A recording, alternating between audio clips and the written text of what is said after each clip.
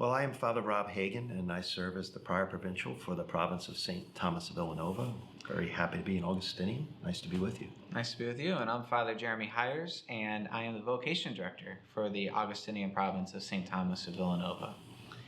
And so, Father Rob, what's your vocation story? How'd you get here? Oh, thanks. I love how Augustine was a sinner before a saint, and his road to conversion was not a straight line. And I feel that was very much part of my own story, maybe part of everyone's story. Grew up in a middle-class family. Dad was kind of in and out of the home periodically. He was raised by a single mother and my three sisters. And my mom had a very devout faith. I feel like there was a little bit of a Monica in our family. And, went to school and had a great bunch of friends. And I think early on I experienced a lot of what a lot of people experience in terms of restless heart. Get to try things and parties and different opportunities and school. And, was just kind of living my life. And my senior year of high school, my father passed away, had a brain aneurysm, 47 years old. He went to bed one night, never woke up. So, everybody's upset and you're kind of questioning God and trying to move through as a family. And my mom asked me to clean out his car. And in the trunk of his car was some dry cleaning that he hadn't taken to the cleaners, an unopened bottle of vodka, and a library book that he had checked out in February. He passed away in May. And it was the Confessions of St. Augustine. Wow. I didn't know Augustine. I didn't know much about Augustine. But I thought, this was the last book that my dad was probably reading before he passed away. I didn't know him to be a very religious man. And so I read the book, and I came to meet the person of Augustine, who was a sinner before he was a saint. He chased and pursued a lot of things that I was chasing and pursuing in relationships and parties and ambition. And he came to the conclusion that it was kind of like drinking salt water. It just makes you thirstier. And as we know, his kind of famous prayer, Lord, you've made us for yourself, and our hearts are restless until they rest in you. That really resonated with me. I went to Villanova University, which happens to be an Augustinian institution, and I met some wonderful Augustinians there. I met Father Bill Atkinson, who was a brother of ours, who was the first quadriplegic ever ordained a priest after being involved in a toboggan accident. I got to know a man who never gave up, who overcame incredible tragedy and hardship with faith and found a lot of joy in his life. And so as I met these Augustinians, I saw them as kind of down-to-earth, regular men who were doing incredible things as teachers and preachers and counselors and chaplains. And that really stuck with me. And I thought, boy, maybe God's asking me to do that. Of course, I rejected it and kind of put it off and went my own way. I went to law school. And I wound up practicing criminal defense law for 7 years in a firm, enjoyed it, did a lot of trial work in and out of a lot of prisons, worked with a lot of people who were down and out. And I found that as much as I was talking to them about their case and their defense, we also were talking a lot about their life. And I really came to appreciate the power of God's grace. That everyone needs grace and forgiveness and mercy to be able to move forward from a setback or a mistake. And so I can remember one time in particular, I had just won this pretty big case. I've been working on it for a year and a half, and we got a favorable result. And I was very pleased with myself, and I came home and it was 7 o'clock. I was having dinner. I had a nice steak and I was having a beer, and I was watching Jeopardy. And Jeopardy was on, and the contestant said to Alex, I'll take quotable quotes for 200, Alex. And Alex says, authored the phrase, give me chastity, but not yet. Wow. And the contestant says, who was St. Augustine? And I just dropped my fork and I said, I can't get away from this guy. In the midst of success and failure and all the twists and turns of my life, I kept bumping into, Augustine and the call for, maybe something more. And so, not long after that, I reached out to, the Augustinians. I applied. I was accepted. And, I had to go back to school, studied, incredible opportunity to study theology and learn more about Augustine and reflection and his values of, humility and gratitude. And, was eventually ordained in the campus church on the campus of Villanova University, where I had spent, so much of my youth. And now in ministry and service as an Augustinian brother and priest, I have no regrets. Is every day perfect? No. But I have a wonderful opportunity to share our way of life with people like you and our brothers and the ministry that we do around the world, and to really share good news with people who are struggling, maybe lost, anxious, and help them find what we have found, the presence of God in our story. So I'm grateful. Thanks for asking the question. I guess I'd be curious about how you found us. Well, it sounds like, God kind of just guided you here. I love the Jeopardy and the steak dinner and dropping the fork, it just, at one point it hits you, right? It does. Yeah. It does. I think my story, I can say the exact same, slightly different path, but still it was by the grace of God, God's kind of guiding and so forth. So I usually start my vocation story by saying I'm the only Catholic in my family, and I'm stationed in Philadelphia, but not from Philadelphia. I'm from northern Kentucky in the Cincinnati area. And, born and raised under the Protestant faith, mostly Lutheran influence, who I would later find out, Martin Luther and, an Augustinian at one point. And, I'd say growing up, my entire neighborhood was Catholic but me. I was constantly surrounded by Catholics. And, and kind of learning about the Catholic faith. I was always curious about it.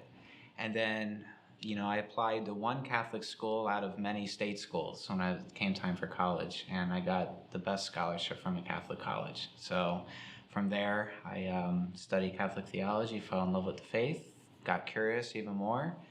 And then at the end of sort of my college career, I knew I wanted to go into the military, and I was medically disqualified. So the next best path for me at that point was to be a civil servant.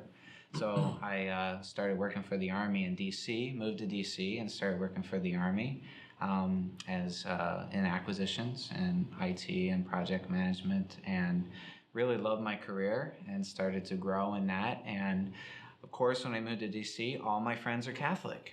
So at that point, I started to sense God was saying something, because I just couldn't get away from the Catholic Church. And so I ended up... after about 7 years of going to Mass with my friends, they finally said, it's time to sign up for O.S.A. And so at the age of 29, really sort of at the height of my career, I entered the Catholic Church. And then I started to get really involved in teaching faith formation, CCD, really loved it, outreach to the poor, and in downtown DC. And so as I got more involved, I was also kind of climbing the career ladder at work, and I started to feel this tension, like, I really want to be at church all the time, and I really want to be at work, and there's only 24 hours in a day. And so I knew God was kind of stirring something in me. And one day I'm walking out of, after daily Mass, out of the church, and in the vestibules, one of those book stands where, you can drop $1 donation in and you can take a book, and there happened to be this little autobiography. It's a really small book about Augustine written by an Augustinian friar, Father Ben O'Rourke.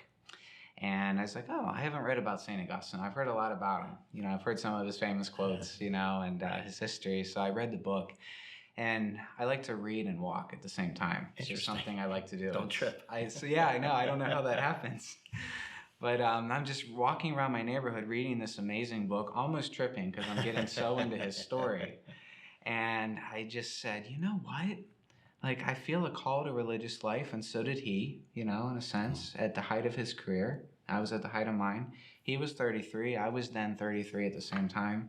He was a civil servant. I'm a civil servant. I got something to match with this guy. This guy understands me. Yeah. He understands my life. He was a convert as well. Yeah. And I said, I gotta explore this. And I go back to church, and religious sister sits me down. She's like, Jeremy, you're a single guy. Have you thought about religious life? You're in your early 30s. And I said, I'm starting to. And I just read this great book about Augustine. And she kind of pointed me to the Augustinians. Beautiful. And little did I know, again, this is God at work. I didn't know anything about religious orders, really. And so we had a priest in my parish, Father Cedric Wilson. And I just find out texted after him today. That's right. Yeah. And she's like, he's an Augustinian. And I said, I had no idea. And so it's amazing you texted him today, because that's something working.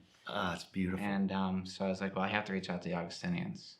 And went on a come and see weekend, sermon weekend, met a lot of Augustinians, and I just said, there's something here. I feel at home here. And I really didn't need to visit any other religious orders. I just felt Augustinian.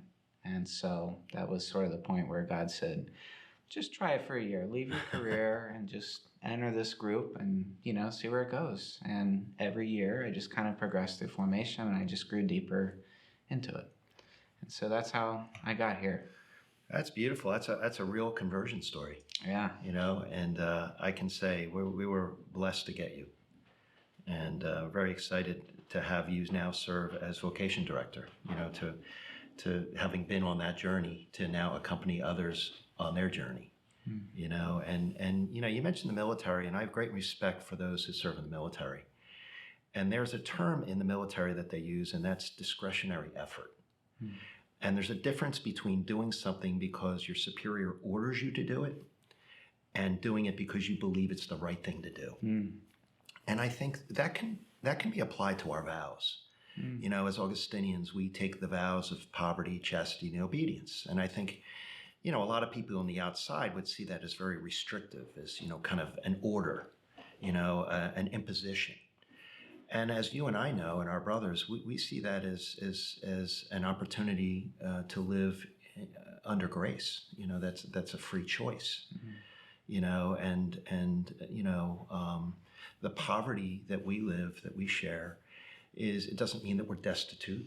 We're blessed. We have a roof over our heads, and we have, we don't have holes in our shoes. And but what we do is, we kind of take our model from the Acts of the Apostles, where we share all things in common, and we search for God, in the company of friends.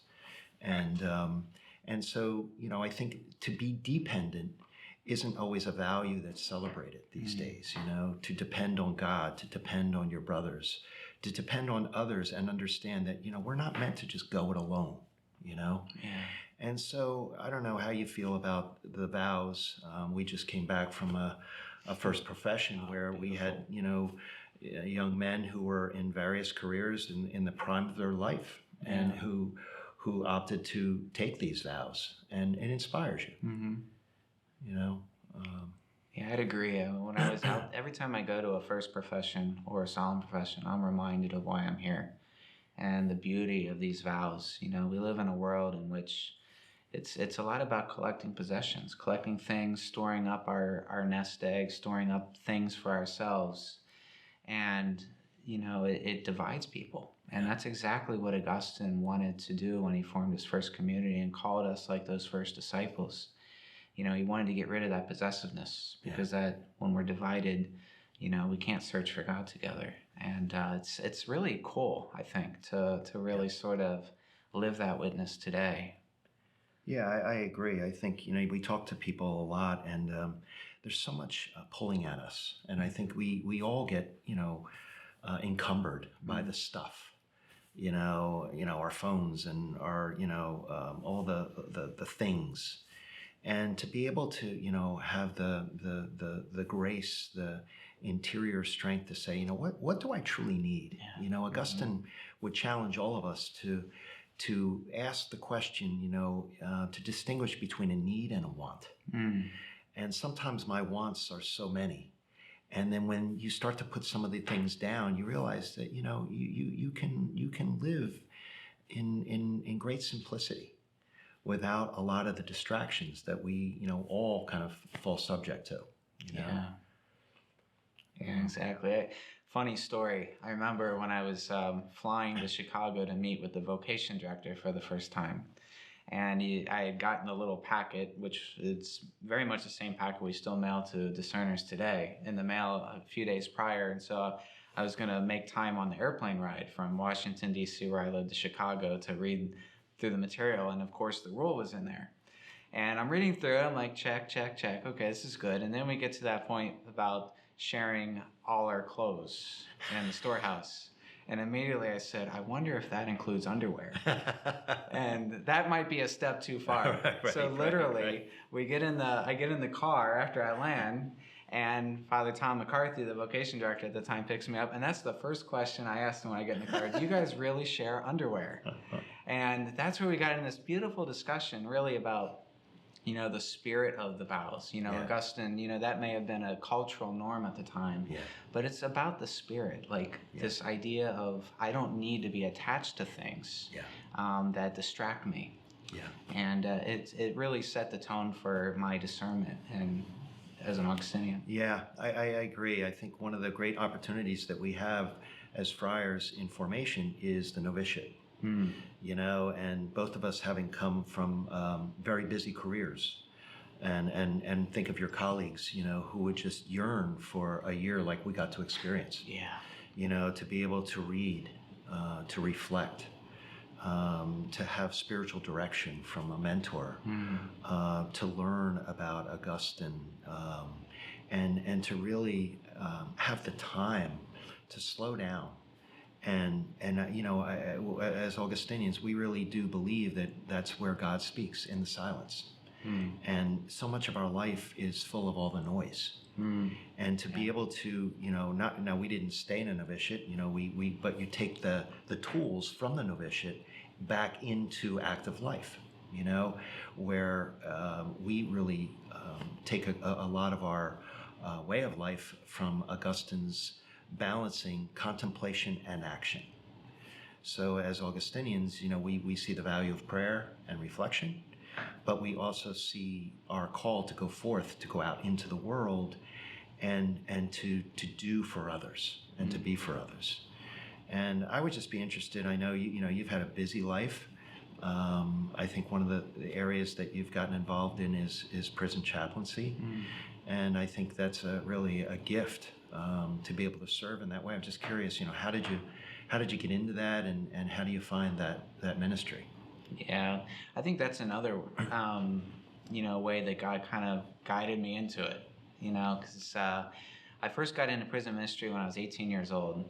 I was attending a Baptist church at the time, and after church, a mother comes up to me, and she says, I hear you're 18. And I said, yeah. And my son's 18, and he just got a 10-year prison sentence. Wow. And I was wondering if maybe as a peer you would write to him, because he's going to be quite lonely during this period. And at the time I had this perception you do a crime, you do the time. You should be there. You should, suffer. You should.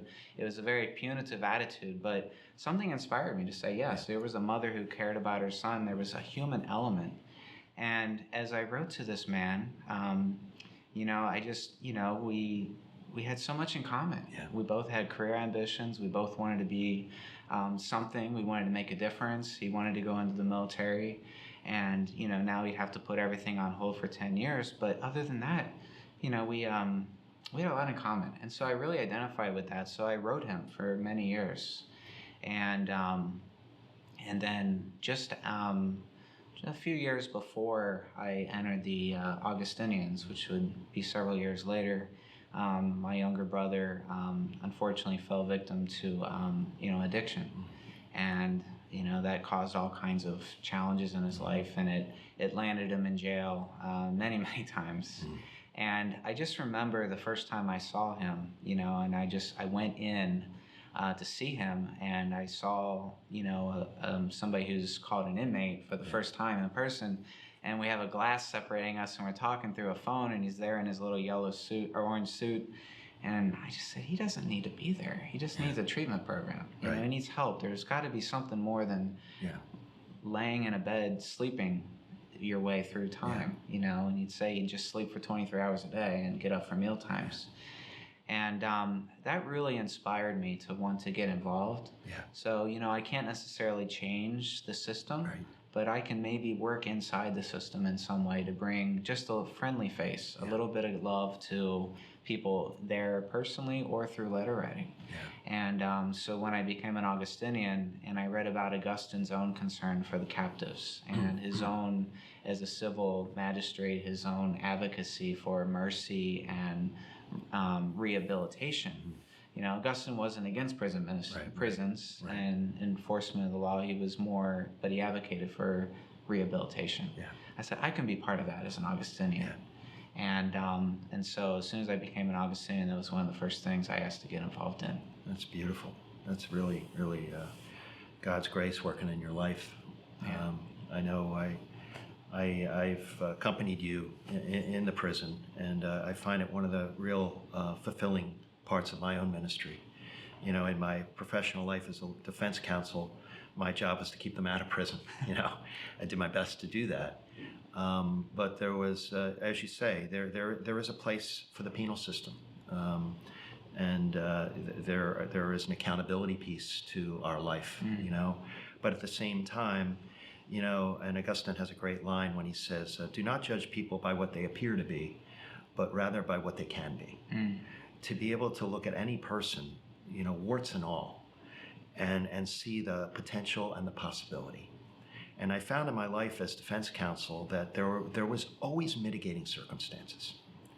There was always, you know, not taking away, we all have free will, but there was always, if you peeled the layer of the person's life back, you could begin to see, you know, where maybe some of the problems started to occur that led to this situation. And so I, as an Augustinian, value the opportunity to go inside the prison, because the last thing we want to see is recidivism. And a lot of times people, they do the time, they don't get rehabilitated, and then they go out and do something, you know, that they shouldn't have done, and they wind up back in there again. And so I think what we do as Augustinians inside the prison system is we get to bring the good news. And, you know, we can hear confessions, and we can celebrate the Eucharist, and we can do reflection. And it is amazing, you know, having gone to this one particular prison for, you know, over 20 years now, and some of the same men still in there, to see the growth, to see the healing, and to see the peace. And I think, you know, we are all called to see everyone in the image and likeness of God. And, you know, these are human beings. They're worthy of love. They have families.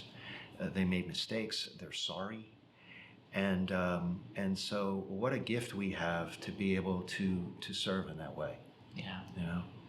What a blessing. And, you know, the other element, and I'm sure you've experienced it as well, but we get to share their stories.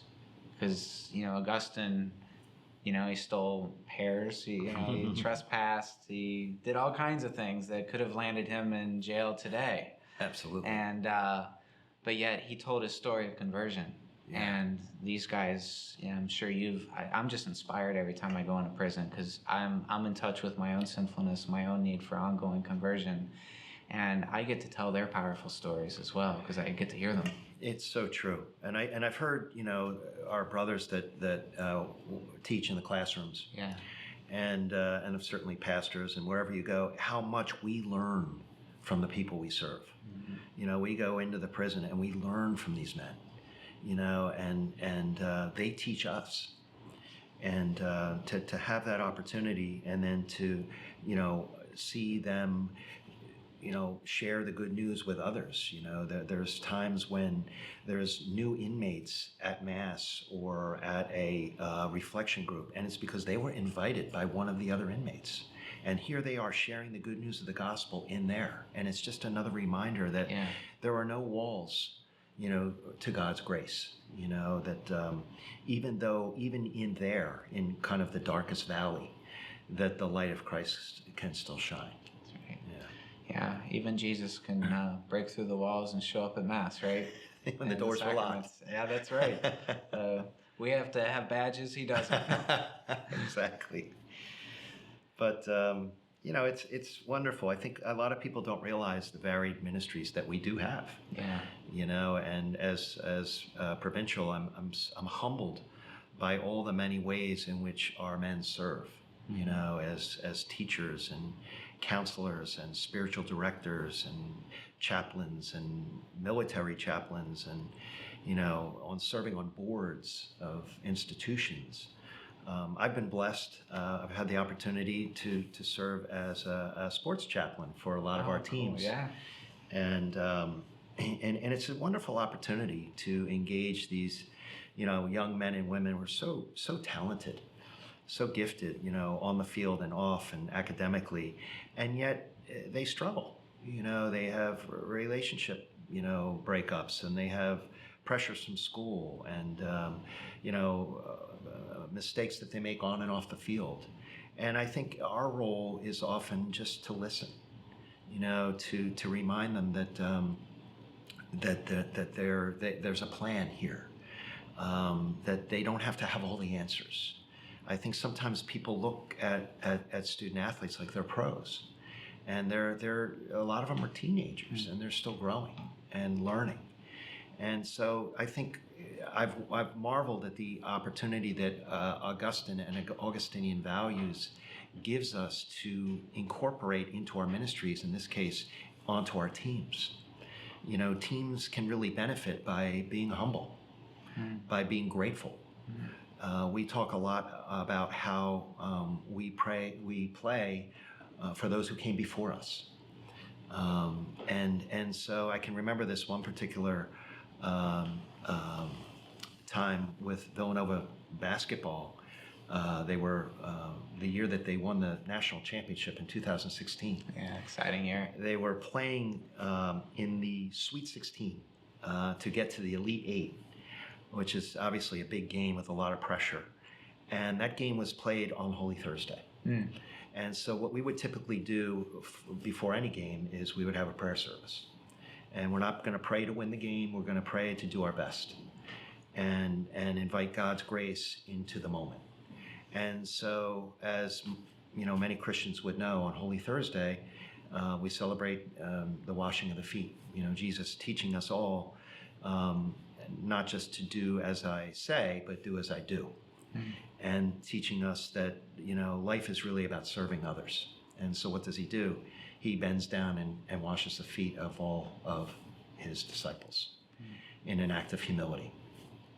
Well, when we were doing our prayer service before that game, kind of unscripted in the dining room, I said, guys, we can do that.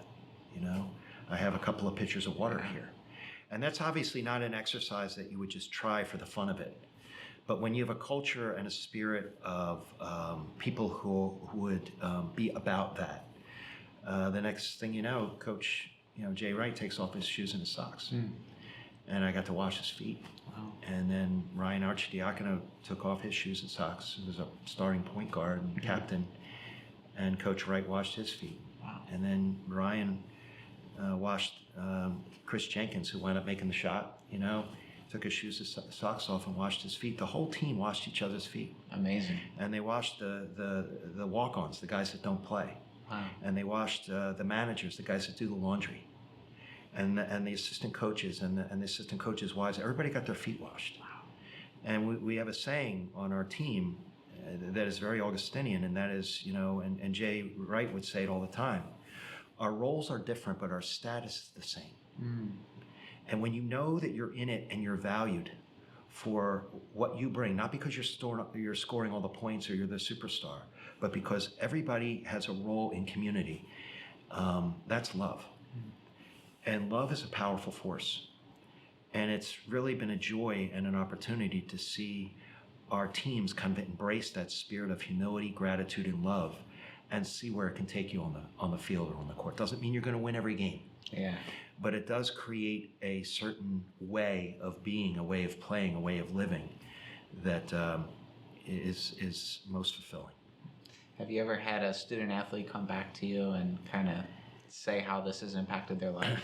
I'm blessed. They don't all do it, but you have those moments where somebody will reach back and say, when I was going through this, or I reached out to this passage of scripture that I remember from, a pregame, or, me and my fiance want to get married and we'd like to do this in a spiritual way. And, or, years later, they come back with their own children, and to see them now as parents, passing on the life lessons that they learned when they were in school or on the team, and to see that, kind of legacy of faith get passed on. As you and I know, we don't have children of our own, but we still are part of people's lives and families, and that's, that kind of spiritual Augustinian family that we get to be a part of. Yeah. Yeah, it's probably I think you hit on it earlier, one of the amazing things about being an Augustinian is, we're first called to community life, and then we discern how we are going to share our gifts with that community. And obviously you've brought, your passion for sports and into this as one of your many ministries. And so the question I have is, how did you get into sports chaplaincy? Like, how did it happen? Thanks. I think like a lot of things in our life, I kind of fell into it. It was not orchestrated. And so, as I mentioned, having had the law degree when I came into the order and then was eventually ordained a priest, the then president of Villanova, Father Ed Dobbin, at the time, asked if I would be interested in working in athletics compliance. So that's kind of the rules and regulations of the NCAA, but it's also a cultural model that we would ascribe to. We want to play by the rules, and he said, you could bring your knowledge of the law and also your Augustinian commitment to our values into the athletics department. So that was something he saw in me as an opportunity. And so that's where I started, in the athletics department as an associate athletics director for compliance. At the time that I started, a very beloved long-term Augustinian chaplain, Father Barney Laser, who a lot of our older family members would know, serves as chaplain for 30 years and was getting ready to retire. And so as I was coming in, he was retiring, and Coach Wright and Coach Talley, the football coach at the time, had reached out and just said, would you be interested? I really didn't know much about it. But what I've learned about new jobs and new ministries and new opportunities is you don't necessarily have to have it all figured out. You just go in with your Augustinian values. Yeah. Be a listener, be someone that doesn't judge, to build friendship. I mean, this is our way of life. So when you bring that into a new ministry, the next thing you know, you just start to hit the ground running, and that's kind of how I found my way into it. Oh, that's neat. Yeah. It's just one of the amazing things about our community life is, the famous saying is, if you've met one Augustinian, you've met one. And it's true. And look at the impact you've had, just in the sports arena alone, just simply by having somebody see something in you and saying, I'm going to invite you to share your gifts in this way. And I think we all have a story of how that's happened. It's so true. And I think we've all been blessed. And I think you make a great point. And, you hear it said before by Augustinians, and that is, unity is not uniformity. That if you come and join us, we want you to use your gifts, and you're not going to give up your individuality and yourself, but rather you're going to bring your gifts at the service of the community. And so we are very varied and different bunch. There's definitely 64 crayons in the box, right? Yeah. But together, when everyone kind of puts their differing gifts in the service to God and others, is really what binds us, that spirit of love and service. And I marvel at the different gifts that our friars bring.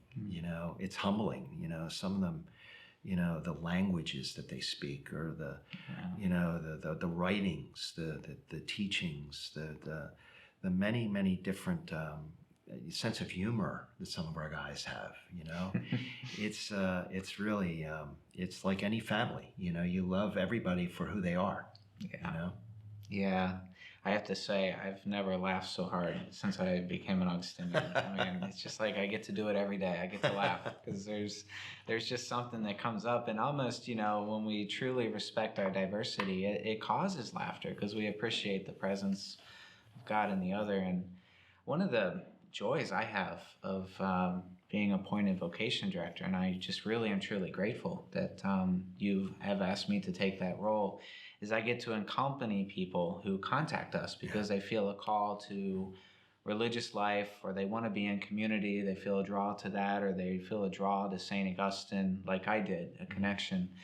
And every one of them, every person I get to work with, it's such a privilege because they're all different, and I can almost see how they would contribute to our community. I can almost see future laughter, future, like, I'm going to learn something from this person if, God willing, they become an Augustinian. And that's another joy of our life. You don't have to be one type to be an Augustinian. You just have to be yourself. Yeah. And then God uses that. And I think that's what we've both learned from our stories, from what we've told so far. Yeah, we're blessed to have you out there. We know the passage, the harvest is great, but the laborers are few. And I really do think that there's something going on in our world right now. That there, you can't ignore the shift in with just immigration and politics and institutions, and the anxiety and the hunger that people are searching. I think in ways that are just very real, and I think as Augustinians we have something to offer. People are searching for peace. They're searching for forgiveness. They're searching for purpose. And I've been very grateful for that in my life as we found it as Augustinians. But I also think I'm very excited by what we have to offer those who might be searching for that, and what we have to offer them. You think about the various ministry platforms that we have. Schools around the world, parishes around the world. Missions, we've talked about, prison ministry, teams, military chaplains. I mean, the opportunities to serve are endless. And to be able to feel like you're in the right place, we're in the province of St. Thomas of Villanova. And Thomas of Villanova was a town in Spain who devoted his life to service of the poor. Well, the word Villanova, as you know, if you translate it, means new home. And, isn't that what really people are searching for? To feel at home. Yeah. Feel at home with people where you're loved, where you belong, where you're not afraid. And I think that, as Augustinians and in Augustinian community, we offer that opportunity to feel at home, to feel at peace and centered. Why? So then you can go forth and then share your joy and your strength and your energy and your service with others. Yeah. And so I do think it's a model that, although we've been around, since the 4th century, is maybe as relevant now more than ever. Yeah. One of the things I've really been thinking about a lot lately is the times that Augustine lived in are so similar to ours. I mean, he was a boy of great potential, but his family couldn't necessarily afford for him to get the education. And how many people with potential today are kind of encumbered by not being able to afford an education that meets their livelihood. He was a boy who grew up in a mixed faith household, like many do today.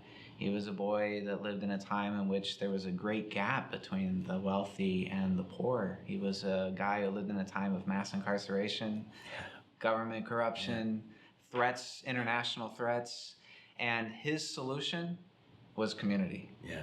And so as we look at these similarities between our time and his, it seems like our solution is to follow his example, because he's a saint that can relate to all of us, and not to mention his own personal struggles. Right. And again, his solution was what we have, and I feel so honored by that. You listen to you talk, it reminds me of the quote from Augustine, where he says, you say the times are troublesome, the times are miserable, the times never hurt anyone.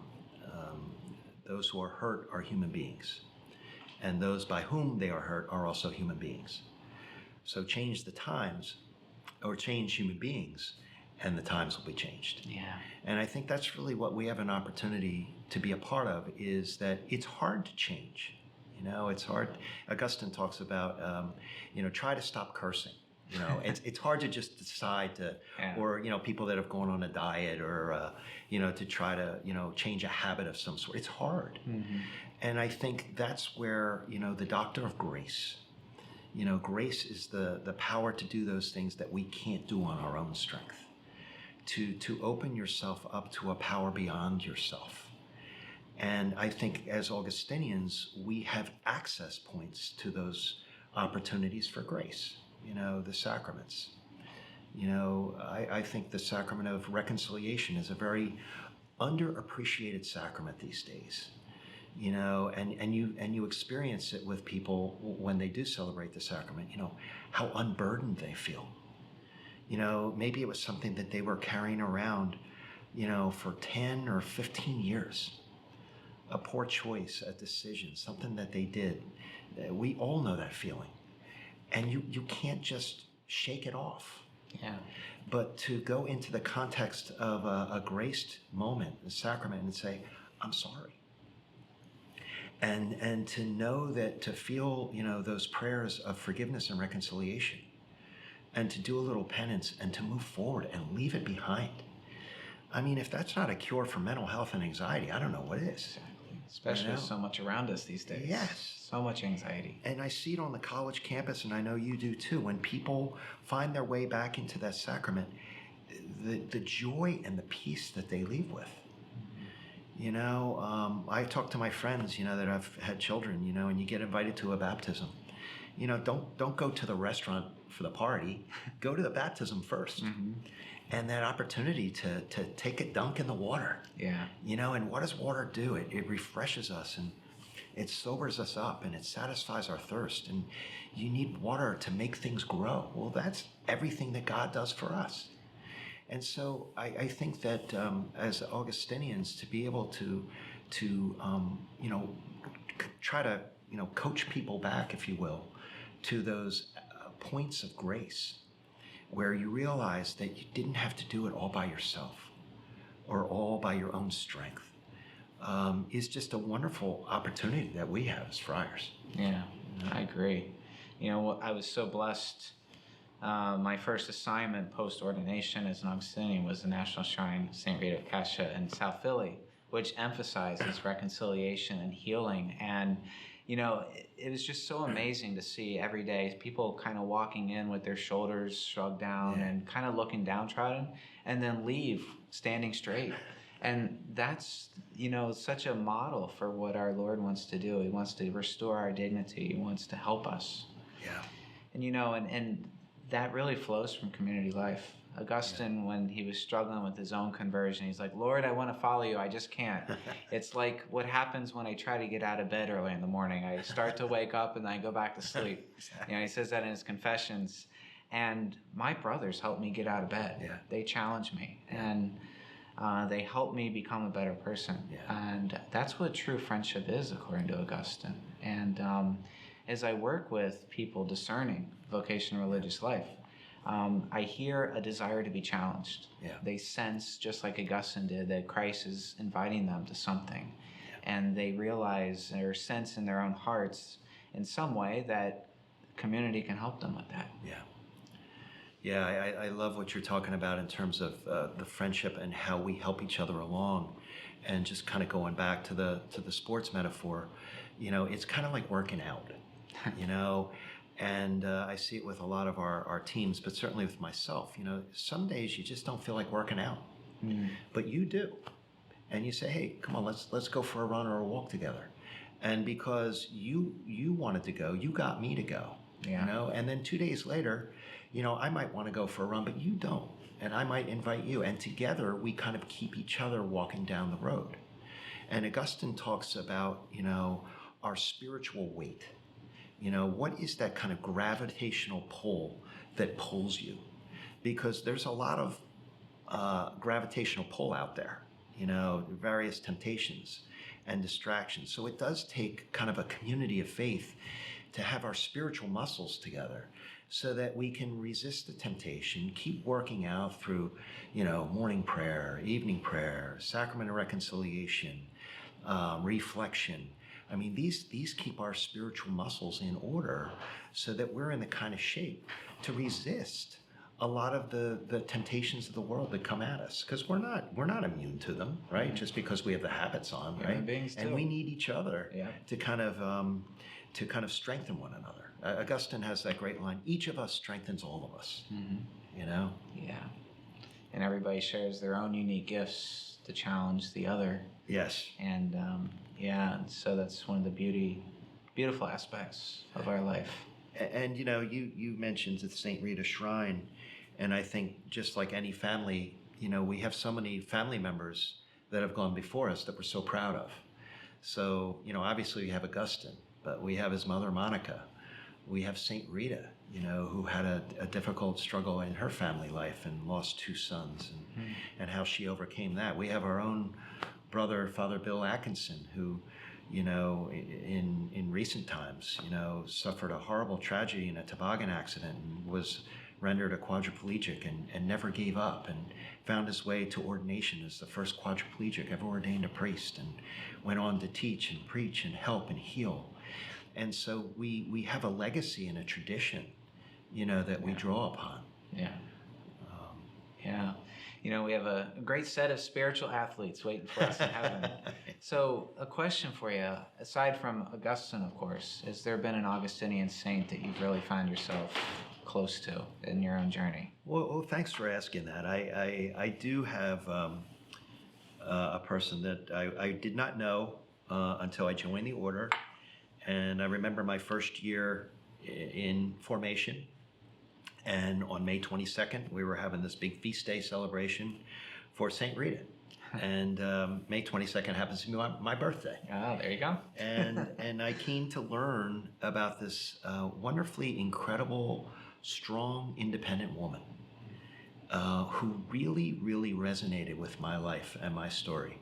And she had difficult, family situation.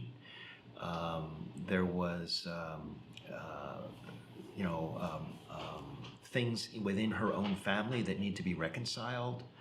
Her husband was murdered, which is, violence in the family. Her sons wanted to, avenge that murder. She managed to kind of broker peace between the families. And as we know, she's known as a peacemaker. She's known as the patron of impossible causes, that, with God, nothing is impossible. That story really, really resonated with me. It cultivated within me a great devotion to Rita. And she's helped me in my ministry, because they say if you want to get to know God, get to know God's friends. And so I lean on Rita when I meet with people who are struggling or have a family breakup, a sin, a grudge, things that they think are impossible to overcome in their life. I invoke her intercession. And I must say, she shows up. In some way, shape, or another, the person will come back and say, she showed up in my life. Her calling card is a rose. Often, the inspiration can come in some subtle way. And I'm grateful to have the spirit of her intercession, of her life, her inspiration in my life. So I did not know much about her until I joined the order. And now she's become a big sister to me. Yeah. How about you? Do you have somebody you lean on? St. Rita, certainly. Really? And for many reasons. Yeah. But one that I didn't really know much about until I became an Augustinian, really until I started working at the shrine and learning about St. Rita's life, is St. Nicholas of Tolentine. Because, learning how to be a good friar is a lifelong journey. I'm still learning. I'm out of formation, I'm in active ministry, but I'm in ongoing formation. Yeah. And I think his model as a friar and the way that he took the spirit of community life that St. Augustine so dutifully shared, I think was an amazing experience. And, what's interesting is I didn't really meet him until I heard that, he's really the patron for confessors. And I started to hear confessions at St. Rita's Shrine. And, when you hear confessions, you have no idea what somebody's going to bring to you. Yeah. And as soon as they're done, you got to be ready to offer them some hope. And which can be an incredibly, daunting task, intimidating. Yes. And I would always start praying to him just before I would go into the confessional, because his statue is right there next to the confessionals at St. Rita's Shrine. And he doesn't let me down yet, from what I can tell, from my side of the screen. And so just a man of incredible simplicity and holiness. And so if I have somebody that I want to model in Augustinian life, I think he would be one. That's really beautiful, and you bring up a great point that I think as Provincial and as Vocation Director, people coming to you or coming to me might look at us as if we have the answers, and yet we know that we don't. That we really are lifelong learners. That we're in ongoing formation, and that we have to lean on God every day for wisdom. To make choices, to make decisions. And I find that when we, give it over to God, that's when you can really help somebody. Because often it's not, what you said, but what God said through you. And it might not have been something you intended to say. Mm-hmm. But to be open to the power of the Spirit is a call that we have every day. And it's really great to have people like Nicholas Tolentine and Rita and Bill Atkinson and those who went before us who did that, and to say, this is a good way, this is a good template, it's a good GPS for life. Yeah, and there's no doubt, just as God produced these saints through the model of St. Augustine, and who was through his own mother, in many ways, God's still producing these future saints of today through the friars that live in community life. And I don't know about you, maybe you can share your own perspective, but one of the things that helps me is when I come home from a bad day in ministry or a tough day, or I'm preparing for a tough day the next day, I come home and I have dinner with brothers who have probably been in a similar situation that I have, and they have wisdom to share. I don't feel alone. These challenges, I can talk it over with them in confidence. And get some great wisdom. I agree. We have a lot of diamonds in the rough. Sometimes it's a friar you didn't know an aspect of his story, or it comes out over a bowl of pasta. Something you just didn't know. And it might be exactly what you needed to hear. And the other thing that really has helped me is our community prayer life. Obviously we're called to a personal life of prayer, but I think that routine, when I wake up in the morning, sometimes if I'm not careful, the whole flood of things that I got to do just rushes over my head, and it's kind of like, where do you start? And our regular prayer life says, this is where you start. Put it in the hands of God. And, just praying the Psalms together and hearing our collective voices, the period of silence that we have, to offer collective intentions, that whatever it is that I'm going to face that day, maybe it's a marriage that's struggling, maybe it's a young boy that has cancer, maybe, I don't have to carry that weight myself. And we put that out there in our collective prayer intentions and know that that's in the hands of God, and then to start your day that way, I think you leave with a certain peace and grace and strength that says, I don't have to do this all by myself. Yeah, it's beautiful. I would agree. When I was in my first year of formation as a pre-novice preparing for the novitiate, since you mentioned the novitiate earlier, my spiritual director, Father David Cregan, he said something I'll never forget. He said, in formation, you're going to set the pattern you're going to follow the rest of your life. And I really rely on morning and evening prayer, because we're praying together the Psalms, which are the same Psalms Jesus would have used himself. And to have the privilege of doing that with other guys Yeah. and bringing our unique challenges, our unique perspectives together into that one prayer, that is a pattern of life I rely on. Yeah. And, and it's neat to share the gift of the divine office with the laity. Because, a lot of people will look at other religions and they have a much more rigorous, mandatory prayer rhythm than Catholics do. Yeah.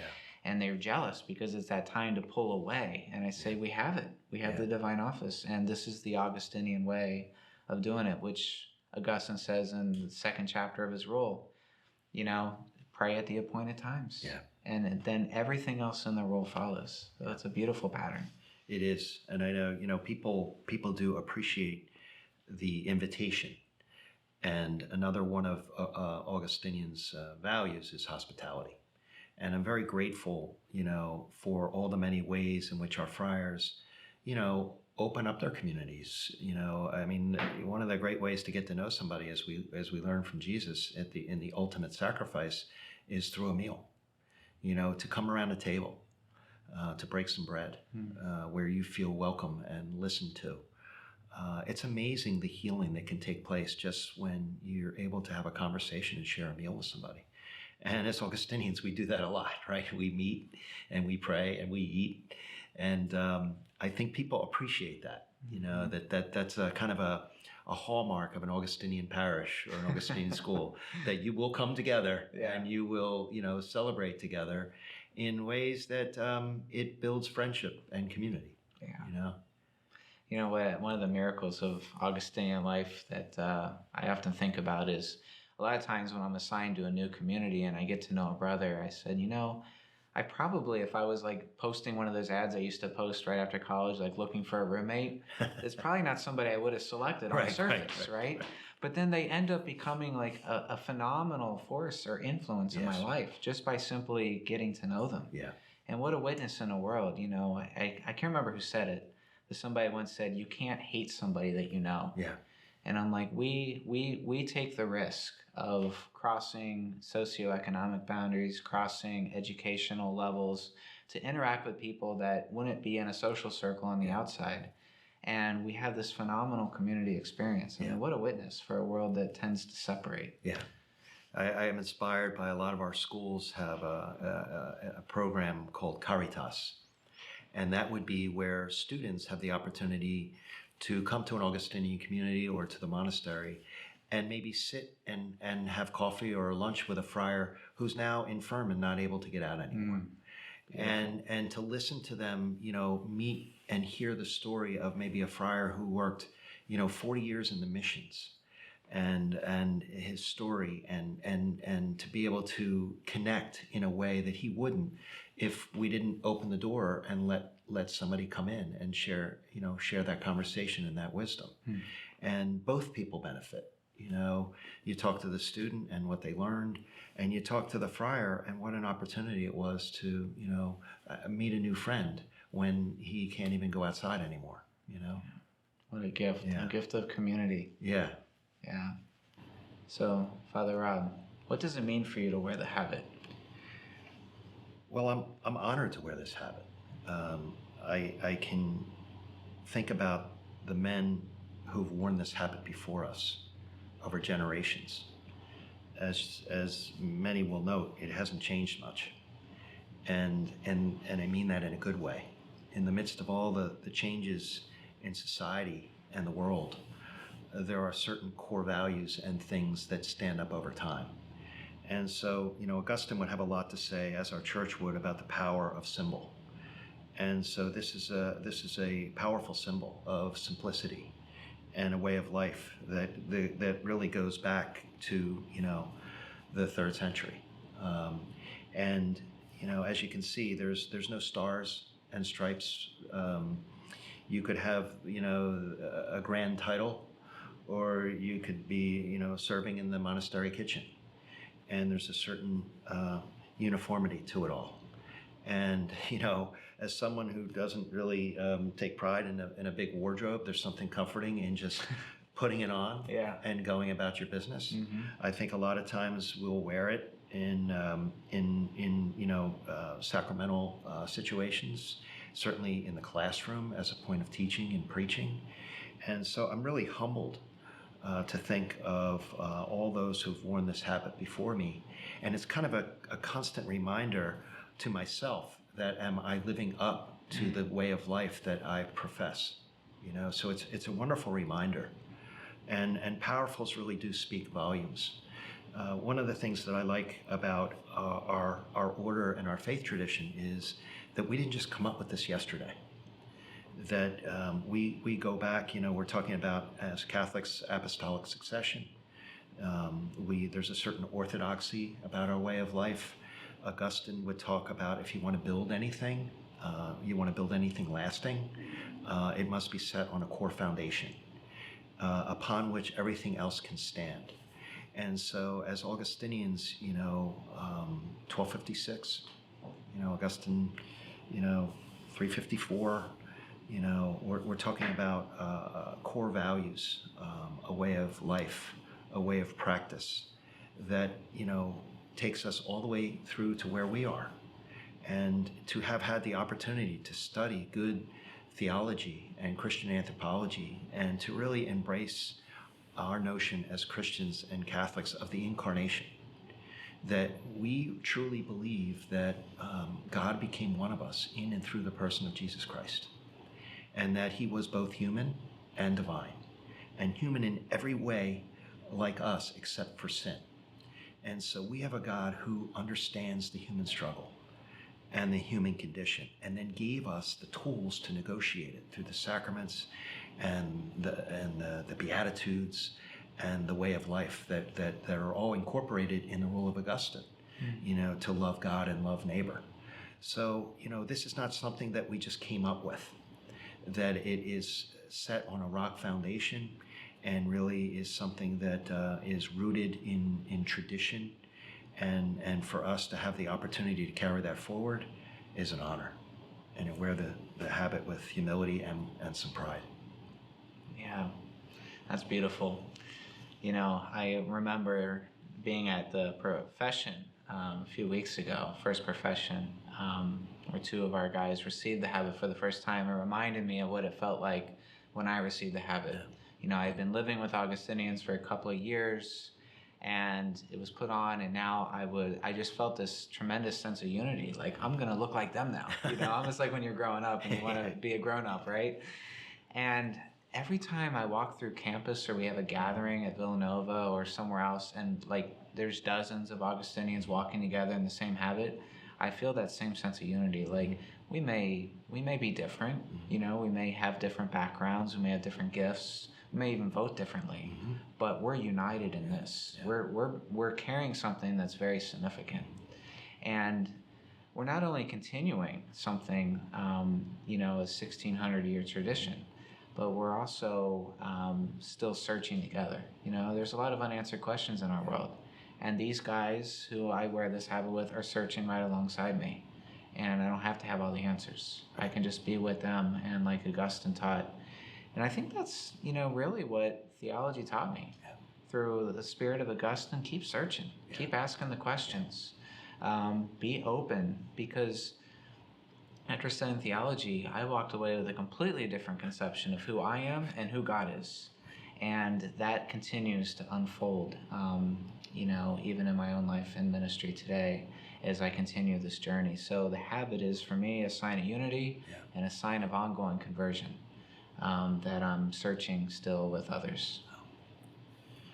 Well, I just want to thank you, you know, for your vocation, for the service that you have to our brothers and the people that we serve, and for this conversation. Yeah. You know, again, I learned some more things, you know, and I think it's just a wonderful opportunity for others to see and learn about our way of life, because we are excited about people who want to join us and help us kind of support and promote our mission.